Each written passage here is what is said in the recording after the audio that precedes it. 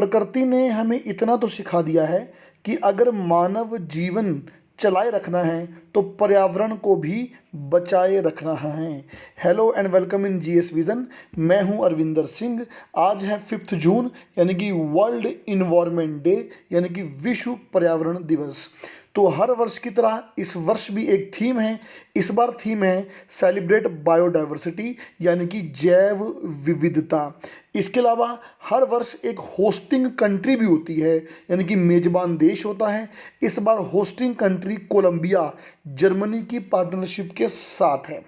इसके अतिरिक्त 2019 में थीम रखा गया था वायु प्रदूषण कम करना, 2018 में प्लास्टिक प्रदूषण से निपटना, 2017 में लोगों को अधिक से अधिक पर्यावरण से जोड़ना यानी कि कनेक्ट करना, 2016 वन्य जीवों की तस्करी को रोकना और उनके अवैध शिकार को रोकना, 2015 प्रकृति के इस्तेमाल में सावधानी बरतना, 2014 में छोटे द्वीप और जलवायु परिवर्तन पर जोर, क्योंकि अगर क्लाइमेट चेंज हो रहा है तो उसकी वजह से सबसे पहले अगर डूबेंगे तो छोटे आइलैंड ही डूबेंगे।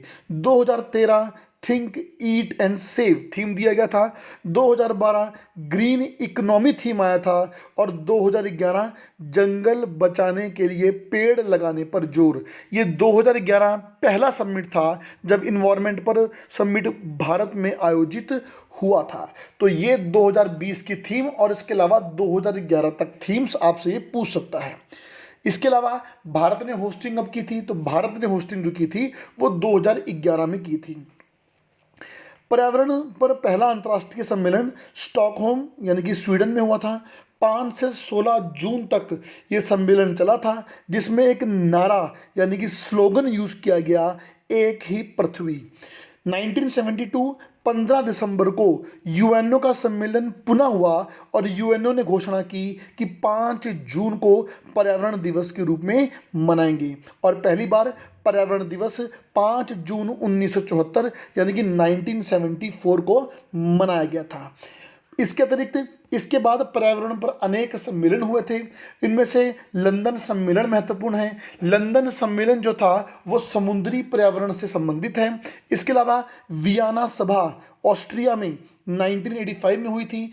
वियना सभा में ओजोन क्षरण पदार्थों की पहचान की गई थी यानी कि ओजोन डिप्लेशन सब्सटेंस की पहचान की गई थी।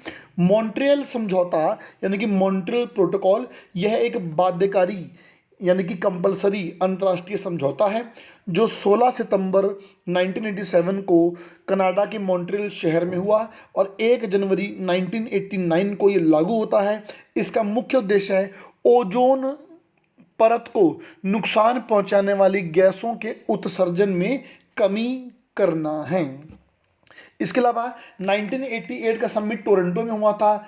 इस समिट में मेन गोल ये रखा गया कि 2005 तक जितने भी देश हैं वो सारे देश अपने कार्बन उत्सर्जन यानी कि कार्बन इमिशन में 20% तक की कटौती कर दें, 20% तक उसको रिड्यूस कर दें। 1992 समिट रियो डी जनेरो यानी कि रियो में हुआ था, जिसे अर्थ समिट भी कहते हैं और पहली बार मुख्य मुद्दा उठा सतत विकास यानी कि सस्टेनेबल डेवलपमेंट। सस्टेनेबल डेवलपमेंट सतत विकास एक ऐसा विकास जो हमारी वर्तमान आवश्यकताओं को पूरा करता है और आने वाली पीढ़ियों के लिए संसाधनों को छोड़ता है, यानी कि ऐसा डेवलपमेंट जो हमारी बेसिक नीड जो प्रेजेंट है इसको पूरा करता है और आने वाली जनरेशन के लिए रिसोर्सेस को छोड़ता है, उसको बोलते हैं सस्टेनेबल डेवलपमेंट यानी कि सतत विकास। सस्टेनेबल डेवलपमेंट वर्ड सबसे पहले IUCN ने दिया, जबकि पहली बार our common future report WCED ने इसको पब्लिश किया। सतत विकास पहली बार मुख्य मुद्दा रियो डी जनेरो 1992 में बना, इसलिए इसको अर्थ समिट भी कहा जाता है। 1997 क्योटो समिट हुआ। क्योटो समिट जो था वो जापान में हुआ और इसी में ग्रीन हाउस गैसों की पहचान की गई थी।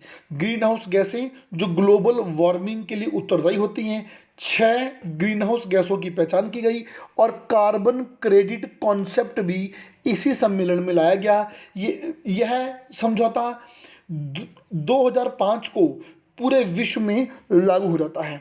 जोहान्सबर्ग 2002, जोहान्सबर्ग में फिर से मुद्दा उठा सतत विकास यानी कि सस्टेनेबल डेवलपमेंट, इसलिए जोहान्सबर्ग समिट को अर्थ प्लस 10 भी कहते हैं, अर्थ प्लस 10 या रियो प्लस 10 भी कहते हैं। बेलाजिया समिट 2002 इटली में हुआ था। बेलाजिया समिट में जितने भी मोटर वाहन हैं यानी जितने भी व्हीकल हैं उनसे निकलने वाला जो धुआं है उनसे संबंधित था, उनसे संबंधित रूल और रेगुलेशन बेलाजिया समिट से आए थे। इसके अलावा इस बीच अनेक समिट हुए। सबसे महत्वपूर्ण समिट पेरिस समिट 2015 में हुआ था, पेरिस फ्रांस में है। इस समिट में ये टारगेट रखा गया था कि जो ग्लोबल वार्मिंग जो है उसके पीछे मुख्य रीज़न जो है वो ग्रीन हाउस गैसेस हैं, और ग्रीन हाउस गैसेस का जो उत्सर्जन है यानी कि इमिशन है, इसको इंडस्ट्रियल रेवोल्यूशन के पहले के तापमान से 2 डिग्री सेल्सियस कम पर लेके जाना है। इंडस्ट्रियल रेवोल्यूशन की शुरुआत ब्रिटेन में 1760 में हुई थी, यानी कि हमें तापमान जो 18वीं शताब्दी के आसपास था उससे भी लगभग 2 डिग्री सेल्सियस कम करना है। भारत ने इस पर हस्ताक्षर 2016 में किए थे और इस गोल को अचीव करने के लिए 15 साल का एक एजेंडा चल रहा है जो 2030 में पूरा होगा, जिसे एजेंडा 30 भी कहते हैं। पेरिस से समझौता हो तो गया, लेकिन इसके बाद एक बड़ी समस्या देखने को आती है कि अनेक देशों ने खुद को पेरिस समझौते से अलग किया, क्योंकि अगर आप पेरिस समझौते को एक्सेप्ट करते हैं तो आपको कार्बन उत्सर्जन में कमी करनी पड़ेगी, और कार्बन उत्सर्जन में कमी होगी तो इसके लिए आपको उद्योग धंधे काफ़ी हद तक बंद करने पड़ सकते हैं। तो अमेरिका ने खुद को इससे अलग रखने की घोषणा की, उसके बाद चीन ने भी ऐसा किया, तो पेरिस समझौता अब थोड़ा डगमगाता सा नज़र आता है वर्तमान में।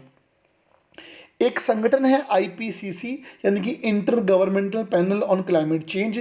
इस संगठन ने बात बोली है कि जो वर्तमान में तापमान है वो एक शताब्दी में लगभग 1 डिग्री सेल्सियस बढ़ा है, और अगर इसे नियंत्रित ना किया गया तो 2030 से 2052 तक 2030 to 52 जो तापमान है वो 1.5 डिग्री सेल्सियस बढ़ेगा।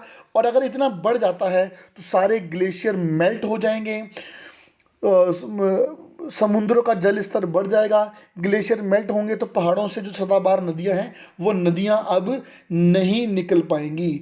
और अगर इस कंडीशन को कंट्रोल करना है तो 2030 तक कार्बन इमिशन यानी कि कार्बन उत्सर्जन कम करना पड़ेगा। जितना कार्बन उत्सर्जन 2010 में करते थे उसका 45% 2030 तक करना पड़ेगा। ध्यान रखिए, IPCC inter governmental panel on climate change एक दल है, एक वैज्ञानिकों का दल है जो पर्यावरण से संबंधित रिपोर्ट जारी करता है और ये बताता है कि मानव के कारण किस प्रकार पर्यावरण को नुकसान पहुंच रहा है। तो ये तो था आज इन्वायरमेंट डे पे आप लोगों के लिए video. Thank you for watching.